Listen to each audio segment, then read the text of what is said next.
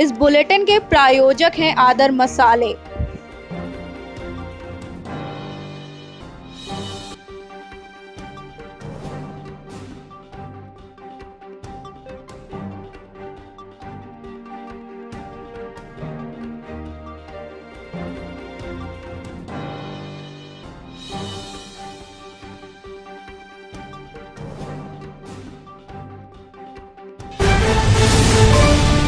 छब्बीस 11 की बरसी पर थे बड़े आतंकी हमले की साजिश। नगरोटा एनकाउंटर पर पीएम मोदी की हाई लेवल बैठक। जम्मू कश्मीर के नगरोटा में गुरुवार को हुई आतंकी मुठभेड़ के पीछे मुंबई जैसे आतंकी हमले की साजिश का पर्दाफाश हुआ है। सुरक्षा एजेंसियों को जांच में पता चला है कि मारे गए आतंकवादियों को मुंबई हमले की बरसी पर वैसे ही बड़े हमले को अंजाम देने के लिए भेजा गया था। इस संबंध में शुक्रवार को प्रधानमंत्री की अध्यक्षता में एक उच्च स्तरीय बैठक भी हुई। बैठक में गृह मंत्री अमित शाह और राष्ट्रीय सुरक्षा सलाहकार NSA अजीत डोभाल भी शामिल थे। बीते दिन नगरोटा एनकाउंटर में मारे गए आतंकवादी एक बड़े आतंकी हमले को अंजाम देने की फिराक में थे। यह बात नगरोटा आतंकी हमले को लेकर पीएम नरेंद्र मोदी द्वारा बुलाई गई एक अहम बैठक में सामने आई है। समाचार एजेंसी ने सरकारी सूत्रों के हवाले पीएम मोदी की बैठक से अहम जानकारी साझा की है। नगरोटा एनकाउंटर में मारे गए आतंकवादी 26/11 के आतंकी हमले की बरसी पर एक बड़े हमले की फिराक में थे।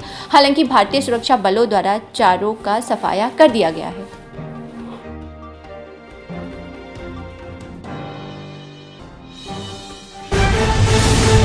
दिल्ली में दिखने लगा है कोरोना का खौफ। 2000 रुपए फाइन न देना पड़े, लोग लगाने लगे हैं मास्क। कोरोना वायरस संक्रमण के बढ़ रहे मामलों को देखते हुए बिना मास्क लगाए घर से बाहर निकलने वालों पर 2000 रुपए का जुर्माना लगाने का दिल्ली सरकार का फैसला सही है, क्योंकि हाल के दिनों में जहां बाजारों व सार्वजनिक वाहनों में भीड़ बढ़ी है, वहीं लोग लापरवाह भी नजर आने लगे हैं। कई लोग न तो मास्क लगाते हैं और न ही शारीरिक दूरी का पालन करते हैं।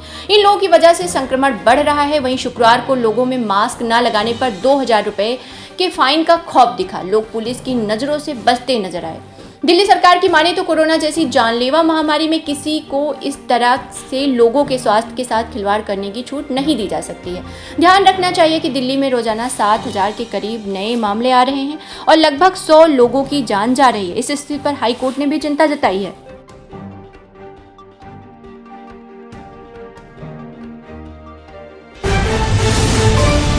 सर्दियों में मास्क करेगा वायु प्रदूषण और कोरोना संक्रमण से दोहरी मदद। वैश्विक महामारी कोविड-19 के बीच अब प्रदूषण के रूप में एक और बड़ी चुनौती सामने आ रही है।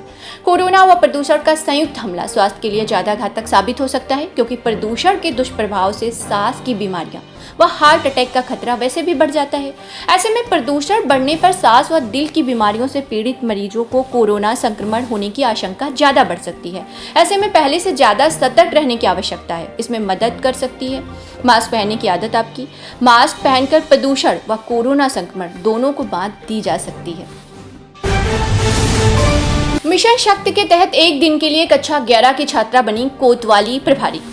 पुलिस अधीक्षक आनंद कुलकर्णी के आदेश पर उन्नाव में थाना कोतवाली सदर में आयुषी त्रिवेदी पुत्री अखिलेश त्रिवेदी निवासी पीताम्बर नगर, जो कि पेट्रियोट इंटर कॉलेज में कक्षा 11 की छात्रा है। इनके पिता श्री ओम प्रिंटर्स में एडवाइजर का काम देखते हैं। पुलिस अधीक्षक महोदय उन्नाव के आदेश पर आज उनको सदर कोतवाली प्रभारी का एक दिन का कार्यभार बतौर कोतवाल का पद सौंपा गया।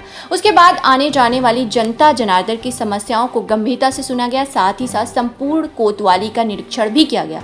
महिला हेल्प डेस्क पर जाकर उसका भी निरीक्षण किया गया और जो भी लोग पहले प्रार्थना पत्र देकर जा चुके थे, उन सभी प्रार्थना पत्रों का भी फीडबैक लिया गया।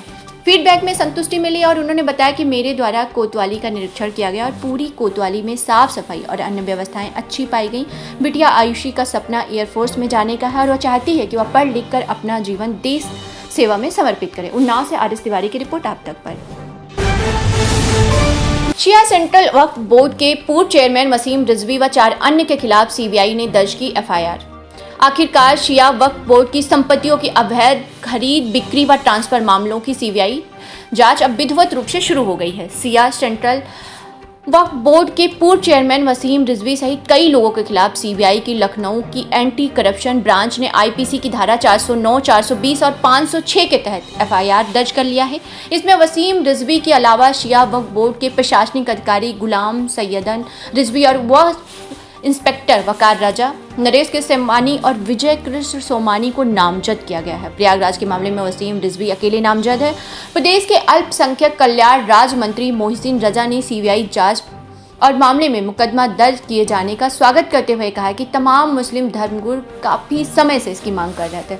उन्होंने आरोप लगाया कि वक्फ बोर्ड की संपत्तियों की खरीद बिक्री में हजारों करोड़ का घोटाला किया गया है। मोहसिन राजा ने कहा कि मुख्यमंत्री योगी आदित्यनाथ की सरकार में किसी भी दोषी को बख्शा नहीं जाएगा।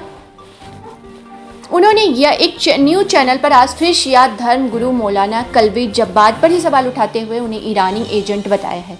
बताते चले कि पिछले काफी समय से वसीम रिजवी पर वक्फ बोर्ड की संपत्तियों की खरीद और बिक्री में धोखाधड़ी का आरोप लग रहा था।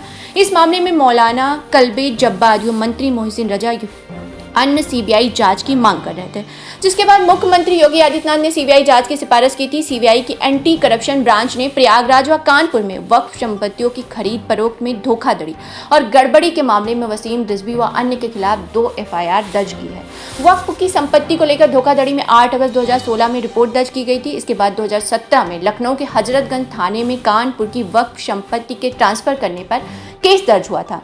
इन दोनों दर्ज केस के आधार पर वसीम रिजवी के खिलाफ एफआईआर दर्ज हुई थी। रिजवी पर गंभीर आरोप है कि उन्होंने सिया वक्फ बोर्ड के चेयरमैन रहते हुए वक्फ की संपत्तियों की खरीद बिक्री में घोटाला किया है। वक्फ संपत्तियों के बेचे जाने पर एफआईआर प्रयागराज में 2016 को और लखनऊ के हजरतगंज में साल 2017 में दर्ज की गई थी। लखनऊ में दर्ज मामला कानपुर के स्वरूप नगर की वक्फ जमीन से जुड़ा हुआ है। मुख्यमंत्री द्वारा इस मामले की सीबीआई जांच की सिफारिश किए जाने के बाद अपर मुख्य सचिव गृह अवनीश अवस्थी ने 11 अक्टूबर 2019 को केंद्रीय कार्मिक एवं प्रशिक्षण विभाग के सचिव को एक पत्र लिखा था। इस पत्र में उन्होंने प्रयागराज की कोतवाली में और हजरतगंज थाने में दर्ज की गई एफआईआर का जिक्र किया था। पत्र में उत्तर प्रदेश या सेंट्रल वक्फ बोर्ड के अलावा सुन्नी सेंट्रल वक्फ बोर्ड द्वारा भी वक्फ संपत्तियों को बेचे जाने के मामले में जांच करने का अनुरोध किया गया था। इलाहाबाद का मामला 2016 में इमामबाड़ा गुलाम हैदर में कथित अतिक्रमण और दुकानों के अवैध निर्माण से संबंधित है, जबकि लखनऊ का मामला 2009 में कानपुर के स्वरूप नगर में जमीन हड़पने के मामले से संबंधित है। लखनऊ से आरएस तिवारी की रिपोर्ट आप तक पर। खबरों का सिलसिला यूं ही जारी रहेगा मेरी यानी तृप्ति के साथ। कल फिर हाजिर होंगे कुछ बड़ी खबरों के साथ। आप तक को समय देने के लिए धन्यवाद।